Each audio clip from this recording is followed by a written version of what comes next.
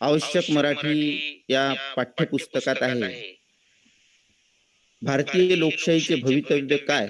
या पाठावर मला विवेचन करायचं आहे आणि या पाठाचं मला स्पष्टीकरण करायचं आहे, अशा सूचना मला आयोजकांकडून आलेल्या आहेत. तर मी आता या पाठाच्या स्पष्टीकरणाला आणि विश्लेषणाला सुरुवात करतोय. तत्पूर्वी मी स्क्रीन शेअर करतोय. कृपया मॅडम सांगावं की दिसतंय की नाही ते.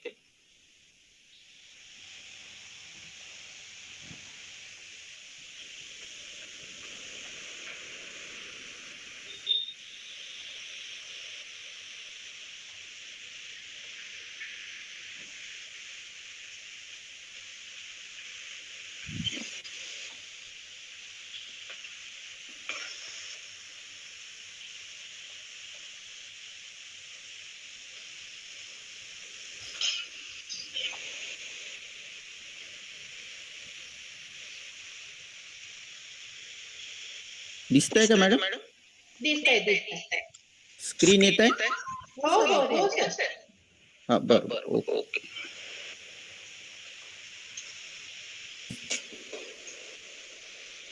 भारतीय लोकशाहीचं भवितव्य, लोकशाहीचे भवितव्य काय, हा पाठ डॉक्टर बाबासाहेब आंबेडकरांनी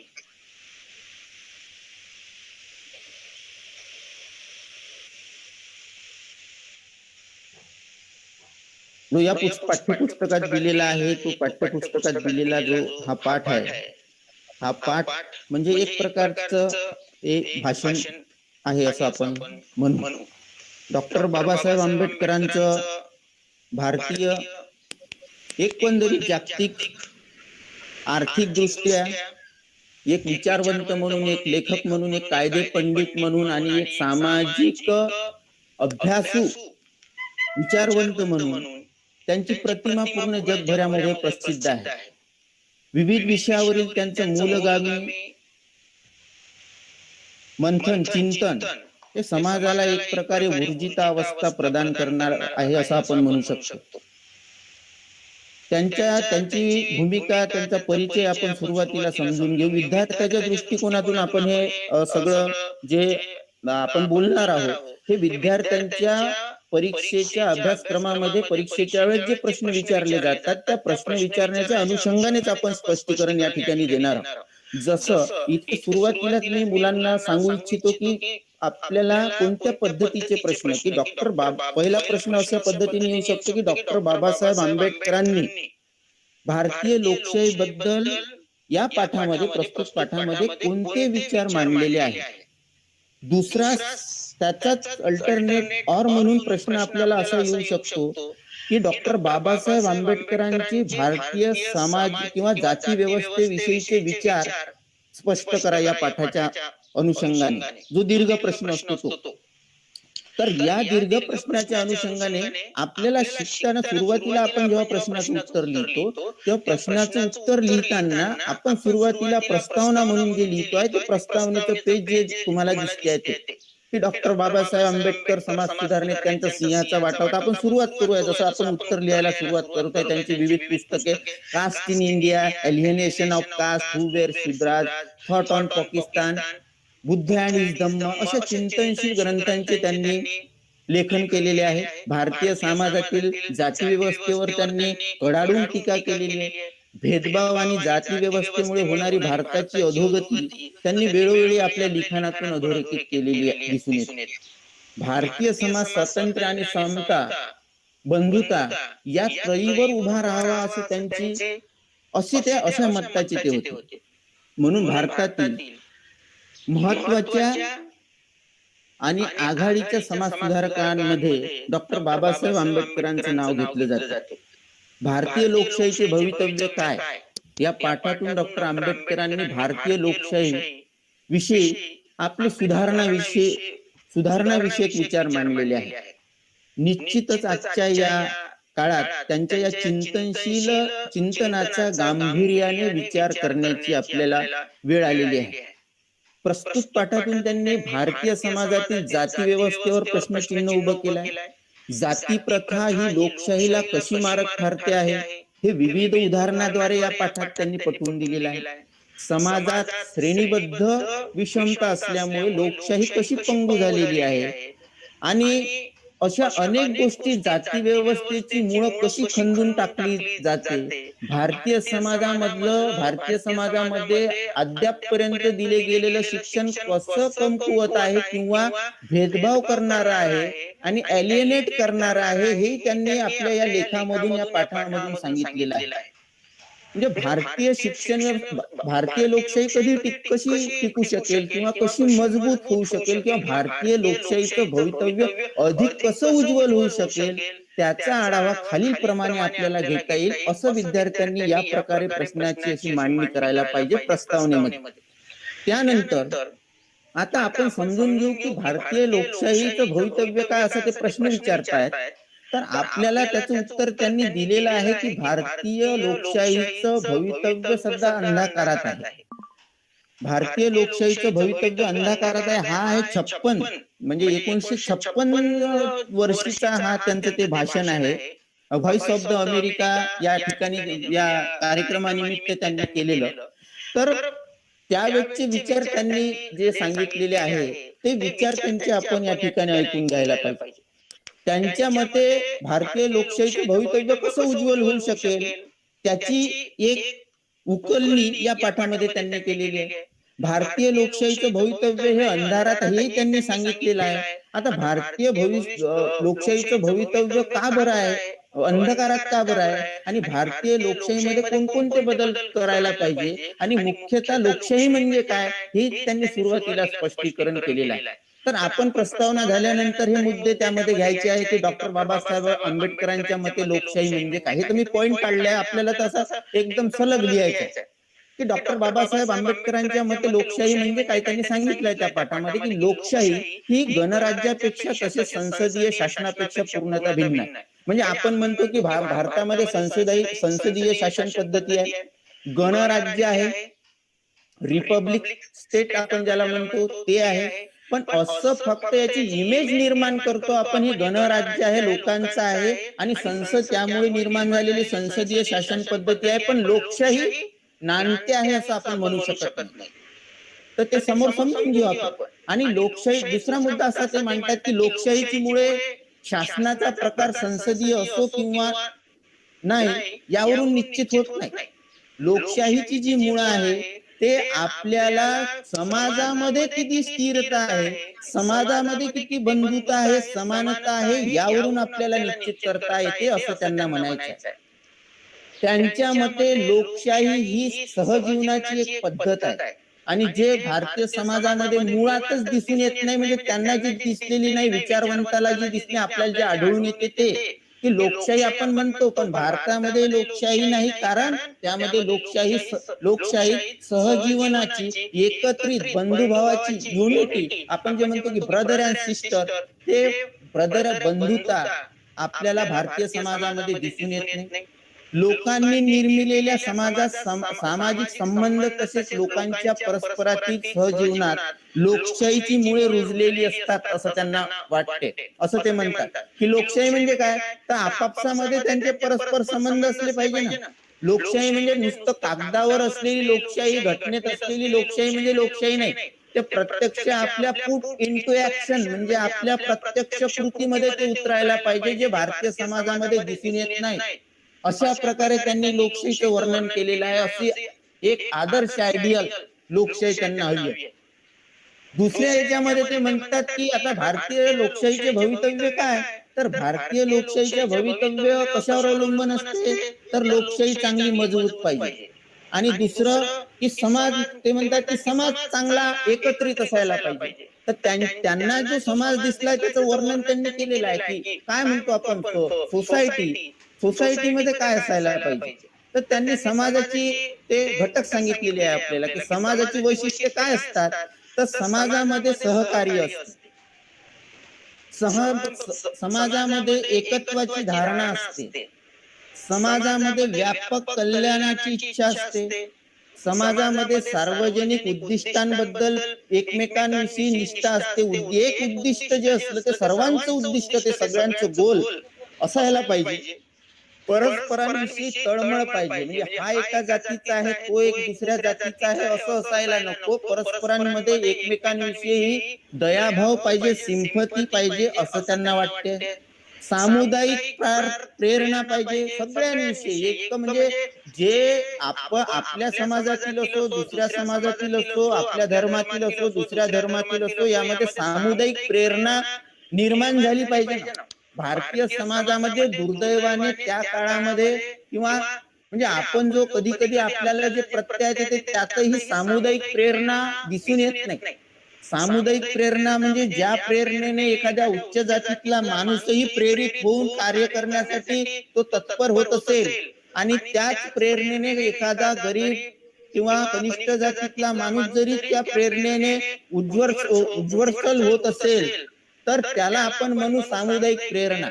जर एक सेपरेशन म्हणजे एक विशिष्ट गटाला प्रेरणा मिळत असेल आणि त्या विशिष्ट गटाच्या तो विशिष्ट गटच पुढे जात असेल तर तो समाज एक संघ आहे असं आपण म्हणू शकत नाही किंवा तो समाज आहे असं आपण म्हणू शकत नाही असं डॉक्टर बाबासाहेब आंबेडकर म्हणतात.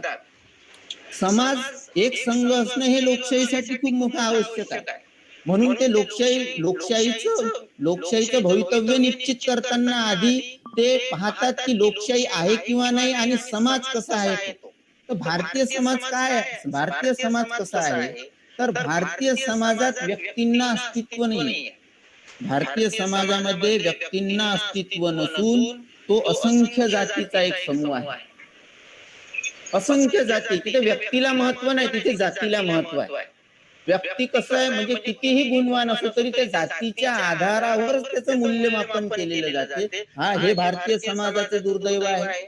परस्परांपासून विभक्त अशा या जाती समूहामध्ये समान अनुभूती नाही आहे, अनुकंपा नाही आहे. एकमेकांविषयी जे दया असायला पाहिजे, सिंपती असायला पाहिजे, ते परस्परांपासून विभक्त आहे ना.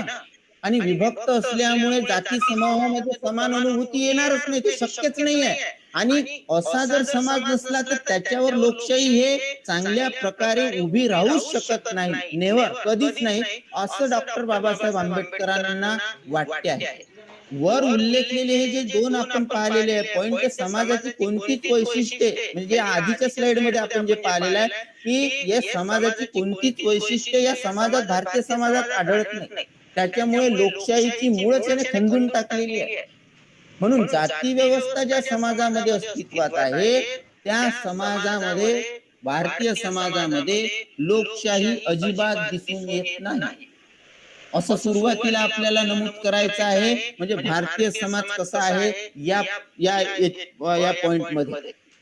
मग भारतीय समाजाचे आता तो आपण पाहिलं थोडक्यामध्ये की समाज कसा आहे, पण आता त्या समाजाचं व्यापक स्वरूप कसं आहे जे डॉक्टर बाबासाहेब आंबेडकरांना अडचण वाटते. भारतीय लोकशाहीचं भवितव्य त्यांना धोक्यात वाटते आहे. तर भारतीय लोकशाहीचं भवितव्य धोक्यात का बरं वाटते आहे त्यांना? का बरं लोकशाही चांगल्या प्रकारे इथे पसरू शकत नाही? का बरं लोकशाही आपल्या इथे चांगली कार्यरत राहू शकत नाही? तर ते या माध्यमातून ते इथे स्पष्ट करताना दिसते. तर भारतीय समाजाचे स्वरूप कसे आहे तर भारतात प्रत्येक गोष्ट हे जातीच्या आधारावर केली जाते. भारतामध्ये प्रत्येक गोष्ट ही जातीच्या आधारावर केली जाते. त्याच्यामुळे एक कसा सलग समान समाज निर्माण होत नाही, तिथे अडचण निर्माण होते. एक माणूस दुसऱ्या माणसासोबत अन्न ग्रहण करू शकत नाही, इथे असं समाजाचं चित्र म्हणजे रोटी बेटी व्यवहार आहे तो इथे होऊ शकत नाही, असं भारतीय समाजाचं स्वरूप आहे. राजकारणात सुद्धा जाती प्रथेचे प्रतिबिंब आपल्याला पाहायला मिळते, असं भारतीय समाजाचं स्वरूप आहे. म्हणजे राजकारणात जाती प्रथेचे प्रतिबिंब इथे खालच्या पॉइंट मध्ये सांगतात की आपल्याच जातीच्या व्यक्तीला मतदान करणे, आपल्या जातीचे. आणि बरेचसे लोकशाही आपण म्हणतो पण इथे होते काय आपल्यालाही माहित आहे. सगळेजण आता हे सगळे मुलं जे आहे ती सगळी मुलं आता मतदानाचा अधिकार त्यांना मिळालेला आहे. प्रत्येक मतदारसंघामध्ये ते म्हणजे राहून राहिलेले आहे. तर अशा वेळी आपल्याला दिसते की एखाद्या विशिष्ट जातीचा प्रतिनिधी उभा केला जातो आणि तो गुणवान असो किंवा नसो, तो लायबल असो किंवा नसो, त्याची प्रतिष्ठा असो किंवा नसो, तरी त्याच्या मागे एक मोठा त्याच्याच जातीचा जर समुदाय असला तर मग तो आपोआप निवडून येतो. तर जाती प्रथा इथे अशी राजकारणामध्ये बिंबित झालेली आहे. आणि त्याच्यामुळे मतदारसंघामध्ये बहुमतात असणाऱ्या जातीच्या व्यक्तीलाच उमेदवारी दिली जाते असं ते नंतर म्हणतात. आणि त्यामुळे त्यांच्या बहुमतात असलेल्या जातीच्या व्यक्तीलाच उमेदवारी दिल्या गेल्यामुळे चांगला माणूस डावलला जातो, कर्तृत्ववान माणूस डावलला जातो, आणि कर्तृत्ववान माणसाला संधी जर मिळाली नाही तर आपोआपच समाजाची अधोगती होते. समाज हा ज्या मार्गाने पुढे जायला पाहिजे, ज्या मार्गाने त्याने आपलं म्हणजे प्रगती जी आहे ती प्रगती चालू ठेवायला पाहिजे, त्या मार्गाने ती प्रगती होत नाही तर समाजाची अधोगती होते. म्हणून समाजाचं जे स्वरूप आहे ते समाजाचं स्वरूप बदललं पाहिजे. त्यानंतर ते दुसरं उदाहरण देतात की भारतीय समाजाचं स्वरूप कसं आहे, तर ते सांगतात की औद्योगिक क्षेत्रातही तसंच आहे, की मालकाच्या जातीच्या लोकांनाच तिथे डेव्हलप करण्याचं जे काही प्रोडक्शन होते आहे, ते चेन जे चालते आहे, त्याचं वितरण जे होते आहे, उत्पादन वितरण, या सगळ्या गोष्टी ज्या आहेत त्या त्या व्यक्तीच्या ओळखीच्या नातेवाईकांच्या जातीच्याच लोकांना दिली जाते. हे एक मोठी शोकांतिका आहे. म्हणजे औद्योगिक क्षेत्रातही अशा प्रकारचं जर जातीवर डिपेंड जर सगळी वागणूक जर सुरू असली तर भारतीय समाज हा अधिक उद्धार होऊ शकत नाही, किंवा ज्या स्थितीत आहे त्या स्थितीपेक्षा चांगल्या स्थितीमध्ये, उन्नत स्थितीमध्ये तो जाऊ शकत नाही, अवनत स्थितीमध्ये जाऊ शकतो असं डॉक्टर बाबासाहेब आंबेडकरांना वाटते. व्यापारात सुद्धा एकाच जातीचा पगडा, एक माणूस व्यापार करायला लागलं की त्या एका, आता भारतीय म्हणजे तुम्हीही आता प्रत्येक बाजारपेठेत तुम्ही जर पाहिलं तर व्यापारामध्ये एक विशिष्ट क्षेत्र आहे, एका याच्यामध्ये व्यापारामध्ये एक विशिष्ट जातीचे लोक आहे. तर हे जो व्यापार आहे, उद्योग आहे किंवा राजकारण आहे, हे असं मुक्त झालं पाहिजे, सर्वांना अशी समान संधी मिळाली पाहिजे. म्हणजे निदान, म्हणजे जो समोर पॉइंट येणारच आहे, तर निदान माणसाच्या गुणांवर अवलंबून असलेली संधी त्याला दिली पाहिजे. जातीच्या आधारावर त्याचं मूल्यमापन व्हायला नको असं त्यांना वाटतंय.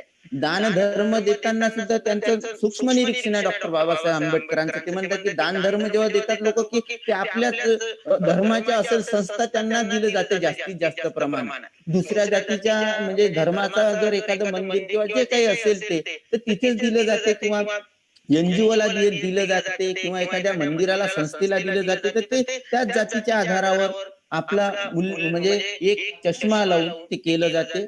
अशा प्रकारे राजकारण, उद्योग, वाणिज्य, शिक्षण क्षेत्राच्या सगळ्या गोष्टीमध्ये आपल्याला जाती व्यवस्था दिसते, एक स्ट्रक्चर दिसते, आपल्याला एक भेदभाव दिसते. तर हे सगळं कसं, म्हणजे याच्यामुळे जो समाज आहे आणि या समाजामध्ये जे आपण म्हणतो आहे की अस्तित्वात असली लोकशाही आहे, ती लोकशाहीची मुळं काय होते जाऊच देत नाही.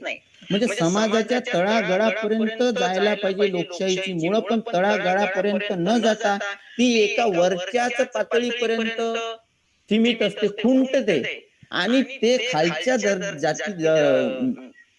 जातीपर्यंत जायसाठी ती तिची वाढ थांबते. का बरं वाढ थांबते? तर त्यांनी सांगितलंय की लोकशाही, पुन्हा पुन्हा लक्षात ठेवायचा प्रश्न आपल्याला सोडायचा नाही विद्यार्थ्यांना, प्रश्नावर आधारितच आपण विवेचन करतोय की जाती व्यवस्था ही जी आहे, तर मग ही जाती व्यवस्था कशामुळे जाती व्यवस्था वाईट झालेली आहे. म्हणजे आपण म्हणतो की जाती व्यवस्थेचं स्वरूप जे आहे ते जाती व्यवस्था म्हणजे भारतीय समाज हा जाती व्यवस्थेच्या कर्दमात म्हणजे चिखलात रुतलेला असं वाक्य आहे त्या पाठामध्ये.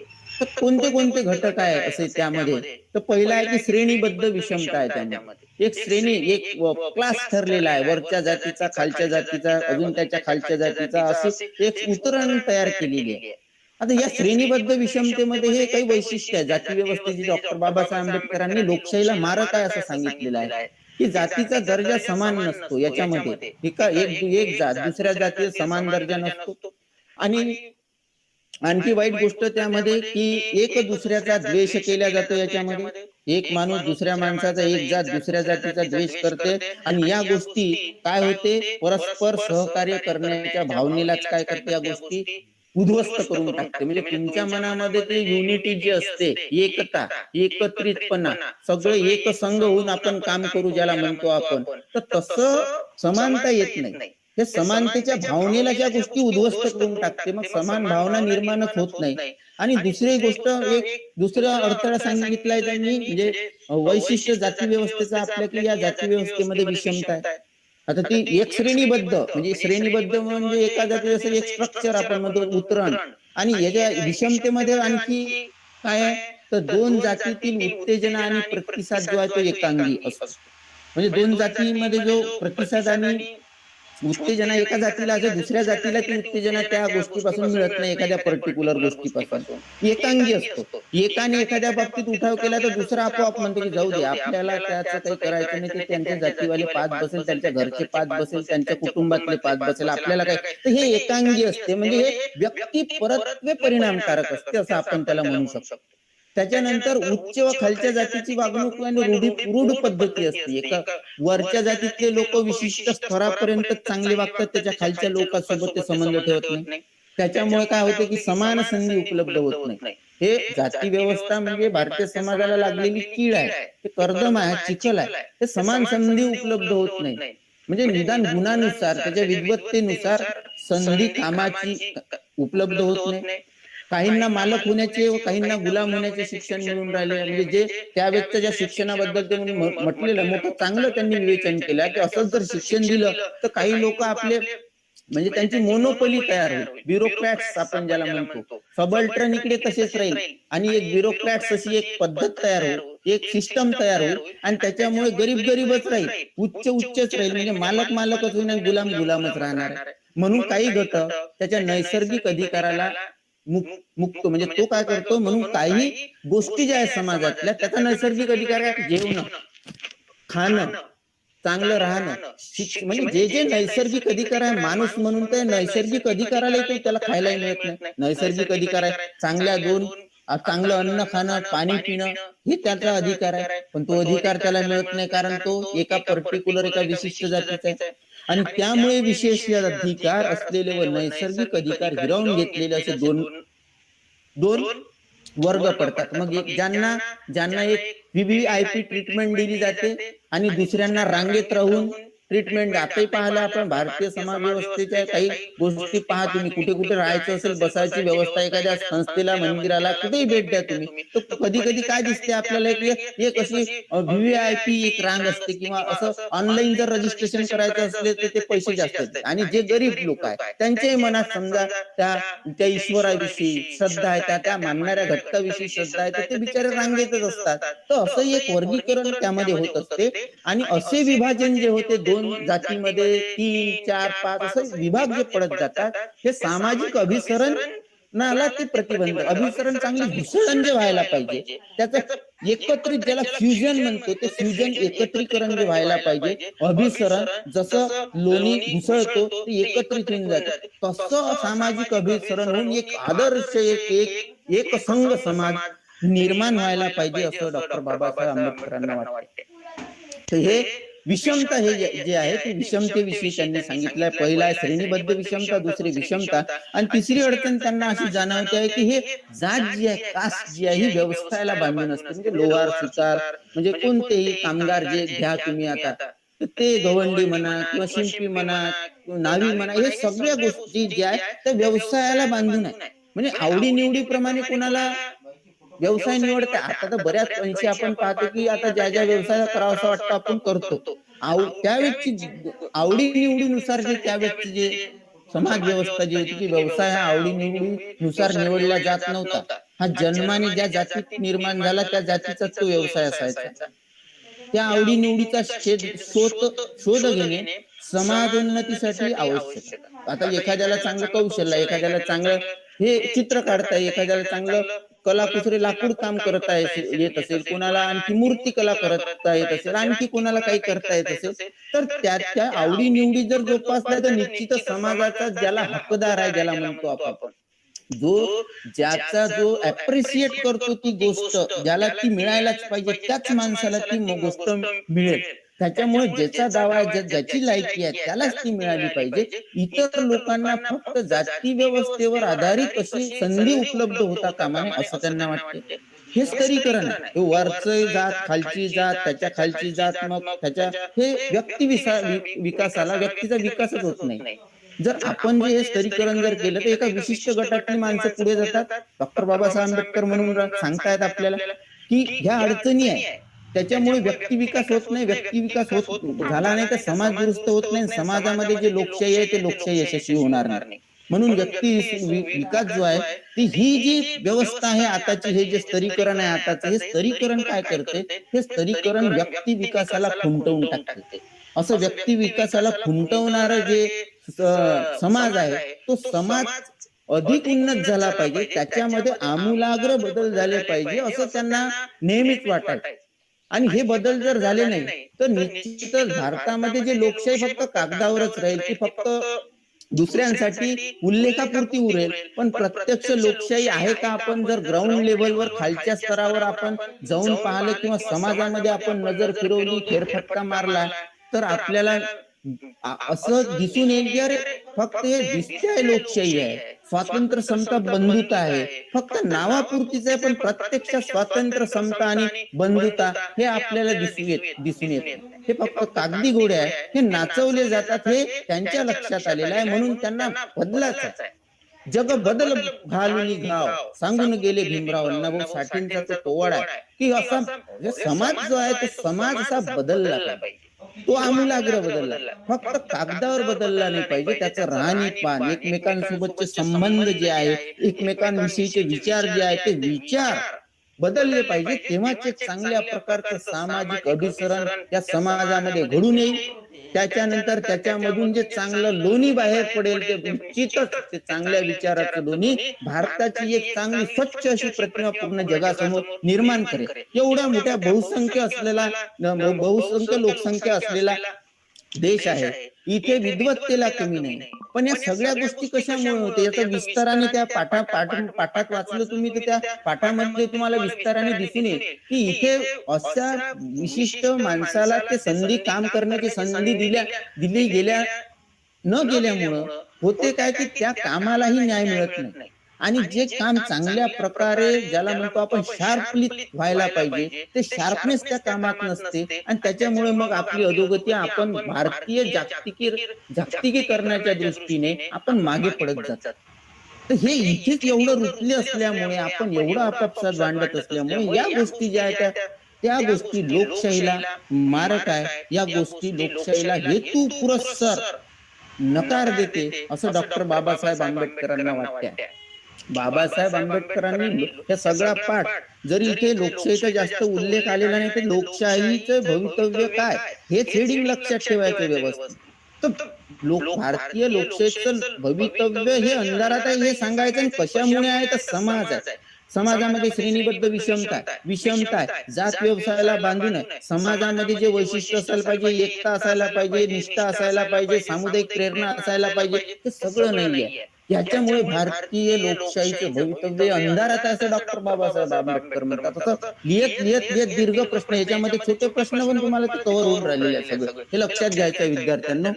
मग ते आता त्याच्यानंतर ते सांगतायत अजून तुम्हाला, इथे मी ते थोडं माझ्या पद्धतीने जेवढं करता आलं तेवढं मी केलं आहे की जाती व्यवस्था कशी संपवता येईल, काय करावं लागेल आपल्याला. जाती व्यवस्था, एक कास्ट सिस्टम जे आहे ते बदलवायला पाहिजे आपले. त्याच्यातले अडथळे कोणते आहेत, तर हे श्रेणीबद्ध विषमता हा महत्वाचा त्यांनी पुन्हा एक अडथळा सांगितले की काय होते श्रेणीबद्ध विषमता. इथे स्ट्रक्चर आता जसं जमलं माझ्याने तसं आता ते करण्याचा मी प्रयत्न केलेला आहे की इथे उच्च, त्यांनी सांगितलं आहे त्यांच्या त्या विवेचना पाठामध्ये की उच्च एक गट असतो. श्रेणीबद्ध विषमता म्हणजे काय, तर उच्च माणसांचा एक गट जातीचा, त्याच्यानंतर निम्न एक, त्याच्या खालचा, आणि निम्नानंतर एक अतिनिम्नांचा गट असतो, जे तुम्हाला दिसून राहिलेला आहे. ते असं काढून दाखवण्याचा प्रयत्न केलेला आहे. तर उच्च गटातला माणूस काय होते त्यांनी सांगितलेलं आहे की उच्च जे आहे ते निम्न उच्चाच्या आणि उच्च निम्नांच्या विरोधात उभे राहतात म्हणजे हे निम्न उच्चाच्या विरोधात उभे राहू शकते, ते त्याच्या विरुद्ध उठाव करू शकते, बंड करू शकते.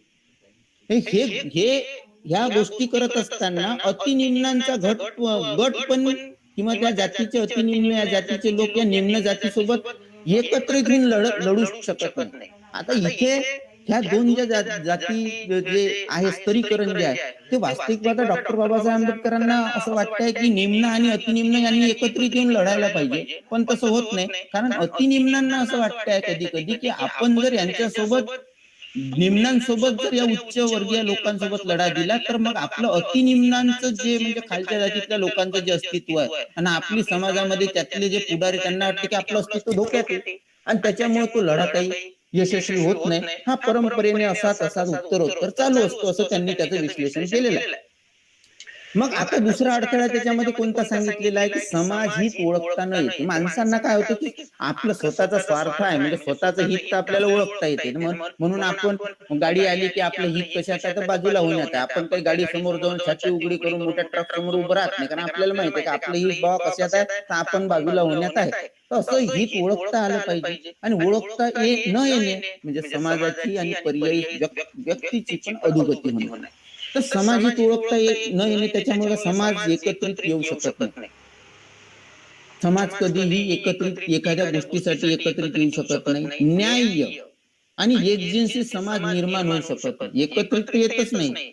आणि त्याच्यामुळे मग न्याय आणि एकत्रित असा एक संघ समाज जो म्हणतो, सारख्या विचाराचा, सारख्या आचरणाचा आणि सारख्या उद्दिष्टांचा, प्रेरणांचा असा एक जो समाज आहे, आयडियल समाज डॉक्टर बाबासाहेब आंबेडकरांना वाटतात, तो असा एक आदर्श समाज इथे निर्माण व्हायला पाहिजे.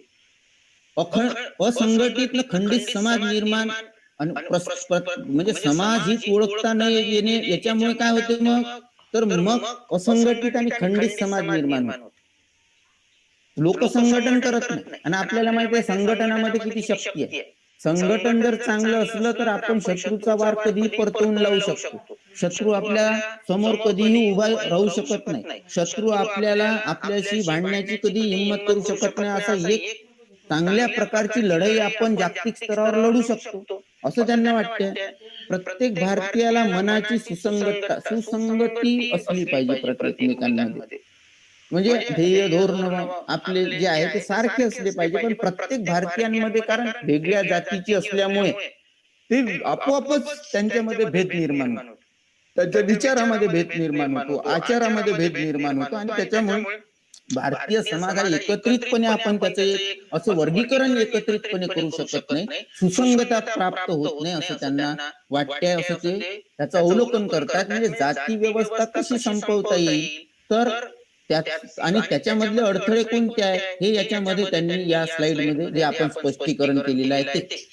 आता जाती व्यवस्था नष्ट कशी करता येईल, आधीच्या याच्यात तोच कव्हर केलेला आहे. इकडे जाती व्यवस्था कशी नष्ट करता येईल आपल्याला, तर डॉक्टर बाबासाहेब आंबेडकरांच्या मते शिक्षणामुळे त्यांनी सांगितलेलं आहे, की पहिल्यांदा काय सांगितलेलं आहे त्यांनी, की भारतीय लोकशाहीला मारक काय आहे, की लोकशाही नांदत नाही, कारण समाजामध्ये एकता नाहीये, समाज तसा नाहीये, समाजामध्ये श्रेणीबद्ध विषमता आहे, व्यवसायाला बांधून आहे, त्याच्यानंतर ज्या सगळ्या गोष्टी होते त्याच्यामध्ये भेदभाव आहे. आणि त्याच्या मग आता ते काय मग सांगतात, की या समाजामध्ये जी जाती व्यवस्था आहे, लोकशाहीसाठी मग जाती व्यवस्था कशी नष्ट करता येईल आपल्याला, तर त्यांनी मुद्दा सांगितलेला, की एक रामबाण उपाय आहे, की शिक्षण आपण देऊ मुलांना, म्हणजे सगळ्या जातीतल्या लोकांना समान शिक्षण आपण देऊ, आणि समान शिक्षणाच्या आधारावर सगळ्यांचा विकास आपण करू.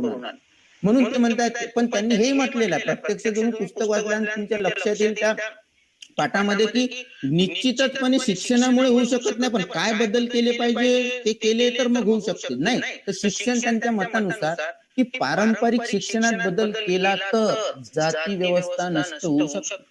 त्यांनी म्हटलेलं आहे, की पारंपरिक शिक्षण म्हणजे आता ज्या पद्धतीने, म्हणजे त्यावेळेचं, म्हणजे 56ची गोष्ट ते सांगून राहिलेले आहे, की त्यावेळेचं शिक्षण जे त्या पद्धतीने तुम्ही देऊन राहिलेले आहे त्या पद्धतीने जर दिलं तर एक वरच्या जातीतला त्याला तर कधी वाटणारच नाही की जात नष्ट व्हायला पाहिजे, आणि खालचे लोक जे राहील त्यांना शिक्षणच मिळत नाही, कारण ते शिक्षणच त्या जाती व्यवस्थेला खतपाणी घालणार असेल असं त्यांना वाटते. म्हणून ते इथे वर्णन करून घ्या, पारंपरिक शिक्षणात जे पारंपरिक पद्धतीने शिक्षण, ट्रॅडिशनल शिक्षण देऊन एकाच घटकाला त्याच्याच पुरतं ज्ञान, त्याला उपयोगाचं ज्ञान, त्याच्याच सोयीचं, त्याच्याच आवडीचं ज्ञान जे आहे ते दिलं जाते, ते नाही, ते शिक्षण ते बंद केलं पाहिजे. समाजातील खालच्या स्तरातील लोकांना शिक्षण दिलं पाहिजे. खालच्या जातीतल्या लोकांना, वरच्या जातीतल्या लोकांना शिक्षण देणं ठीक आहे इथपर्यंत, खालच्या समाज हा खालच्या वरच्या निम्न अतिनिम्न या सर्वांमुळे बनतो. म्हणजे घर म्हणजे एकट्याचं नसते, कुटुंबामध्ये एक माणूस नसतो, त्याचे सगळे सदस्य असतात. म्हणजे भारत म्हणजे काही एकटा माणूस नाहीये, भारत म्हणजे पूर्ण समाज आहे, आणि समाजामध्ये काही एका जातीचे लोक नाही, त्या समाजामध्ये इतरही जातीचे लोक आहेत, असं सगळं मिळून जे आहे त्याला म्हणतो आपण एक राष्ट्र, एक संघ राष्ट्र. तर म्हणून समाजातील खालच्या जातीतल्या लोकांना शिक्षण दिलं पाहिजे. शिक्षण जाती व्यवस्थेला विरघळून टाकते, कारण शिक्षण दिलं तर जाती व्यवस्था जी आहे ती विरघळून जाईल. कारण शिक्षण शिक्षण असं असते, पण तेही कोणतं पारंपरिक शिक्षणात बदल केला पाहिजे. शिक्षण हे समान, सगळ्यांना समान ज्ञान देईल, सगळ्यांची समान उन्नती साधेल, अशा प्रकारचं शिक्षण जर दिलं तर त्याच्यामध्ये ती जाती व्यवस्था विरघळून जाईल. ते लोक जाती व्यवस्था नष्ट करण्यासाठी मग उद्युक्त होतील. कोणते लोक? खालच्या जातीतले लोक. लक्षात घ्यायचं की खालच्या जातीतल्या लोकांना जर शिक्षण दिलं तर ते काय होईल की त्यांना समजेल ना की भेदभाव काय असते, हे हे समाज व्यवस्था कशी आहे, विषमता कशी असते. मग ते लोक शिक्षण दिलं ना, तर मग शिक्षण दिलं तर ते लोक या व्यवस्थेविरुद्ध उभे राहील. आणि व्यवस्थेविरुद्ध उभं राहणं म्हणजे बंड करणं, आणि बंड केलं की ते ती गोष्ट आहे ती संपून जाईल ना. म्हणून खालच्या जातीतले लोक असे करण्याचा प्रयत्न करेल असं ते म्हणतात. मग खालच्या स्तरातील आणि जाती व्यवस्था नको असलेल्यांना शिक्षण द्या. म्हणून ते म्हणतात की ज्यांना जाती व्यवस्था नको आहे अशा लोकांना आणि खालच्या स्तरातील लोकांना म्हणून शिक्षण दिलं पाहिजे. त्यामुळे ते खालच्या पॉइंटवर जातात की त्यामुळे जाती व्यवस्था निश्चित उद्ध्वस्त होईल. निश्चित त्यांनी ते एकदम सांगितलेलं आहे की असे काही बदल भारतीय समाजामध्ये, म्हणजे भारतामध्ये लोकशाही नांदली पाहिजे, किंवा भारतामध्ये लोकशाहीचं भवितव्य चांगलं उज्ज्वल असलं पाहिजे, याच्यासाठी समाजामध्ये सुधारणा आणण्यासाठी शिक्षण दिलं पाहिजे. अशा पद्धतीने लिहित आणायचं आहे तुम्हाला. शिक्षणामध्ये बदल केले पाहिजे. आणि शिक्षणामध्ये बदल करता करता म्हणजे हे सगळे पॉइंट त्याच्यामध्ये, पारंपरिक शिक्षण असायला नको, समाजातील खालच्या जातीतल्या लोकांना पण शिक्षण दिलं पाहिजे, कारण ते शिकले तर जाती व्यवस्थेविषयी त्यांना ज्ञान होईल आणि जाती व्यवस्थेला संपवून टाकण्याचा ते चांगला प्रयत्न करेल, ते उद्युक्त होतील त्याच्यासाठी. आणि अशा लोकांना शिक्षण दिले तर निश्चितच भारतीय समाज हा जातीविहीन होऊन जाईल, जातविहीन होऊन जाईल असं त्यांना. पण होते का? पण असे होत नाही, पण असं दिसत नाही समाजामध्ये. असं व्हायला पाहिजे, पण तसं होत नाही. तर काय होते, त्यांनी त्या खालच्या पॉइंट मध्ये त्यांनी त्या सांगितलेलं की प्रत्यक्ष समाज आहे कसा, अपेक्षित आहे की म्हणजे त्या टाईपने काम व्हायला पाहिजे, की अशा जे सांगितलं आहे की त्या त्या पद्धतीने त्यांनी करायला पाहिजे. पण तसं होत नाही. काय होते मग? फॅक्ट काय आहे, रियालिटी काय आहे? तर काय सांगतात ते की समाजातील गरजूंना शिक्षण दिलं, म्हणजे पद्धतशीरपणे त्या गरजूंना, सबल्टर्न लोकांना म्हणजे वंचितांना, त्या वंचितांना पद्धतशीरपणे टाळल्या जाते. त्यांना त्या मुख्य प्रवाहात आणल्याच जात नाही. त्या गरजू ज्यांना अरे जो भुकेला आहे त्या भुकेल्याला तुम्ही भाकर द्याल की डामडूम झाल्यानंतर एक स्वीट डिश आपल्या समोर आली पाहिजे किंवा नेऊन दिली पाहिजे, अशी अपेक्षा ठेवणाऱ्यांना तुम्ही हे कराल. तर जो निश्चितच भुकेला आहे त्या भुकेला माणसालाच आपण ते द्यायला पाहिजे. जिथे गरज नाही त्या ठिकाणी त्याचं महत्व नसते. म्हणून डॉक्टर बाबासाहेब आंबेडकर म्हणे समाजातील गरजू जे आहे, जे इफेक्टेड आहे, त्यांनाच आपण ते इंजेक्शन दिलं पाहिजे. ते दुसऱ्या लोकांना ते शिक्षणाचे इंजेक्शन देऊ नये, म्हणजे ज्यांना गरज नाही त्यांना देऊ नये. त्याच्यानंतर ते म्हणतात की जाती व्यवस्थेत ज्यांचा स्वार्थ आहे अशांना शिक्षण दिले जाते आपल्या भारतीय समाजात. हे होऊन राहिलेलं आहे की गरजूंना शिक्षण दिले जात नाही, हे घडते आहे. आणि दुसरं काय म्हणतात की जाती व्यवस्थेत ज्यांचा स्वार्थ, ज्यांना वाटते की नाही ही जात असली पाहिजे, जाती व्यवस्था तशीच टिकून राहिली पाहिजे, जाती व्यवस्था अशी आणि परस्परांमध्ये अशीच विषमता राहिली पाहिजे, असाच भेदभाव राहिला पाहिजे, एलिएनेट झाले पाहिजे, सगळे वेगवेगळे झाले पाहिजे, असं जाती व्यवस्थेत ज्या लोकांचा स्वार्थ आहे ना, अशा जाती व्यवस्थेत स्वार्थ असणाऱ्या विशिष्ट गटाला शिक्षण देते आहे, शिक्षण दिल्या जाते आहे, हे त्यांचं म्हणजे महत्वाचं म्हणजे अभ्यास आहे त्यांचा त्या समाजाविषयीचा. ते आकलन आहे, विशिष्ट आकलन आहे त्यांचं त्या विषयी समाजात. म्हणून ते म्हणतात की असं व्हायला पाहिजे. आणि असं जर झालं तर त्यामुळे लोकशाही संकटात सापडेल. निश्चितपणे लोकशाही संकटात सापडलीच आहे. आणि जसं आता ज्या पद्धतीने समाज चालू आहे, ज्या पद्धतीने समाजाचा आपण चित्र रेखाटतोय, ज्याप्रमाणे समाज हा कार्य करून राहिलेला आहे, ज्याप्रमाणे शिक्षण दिले जात आहे, हे सगळं अनावश्यक आहे, निरर्थक आहे.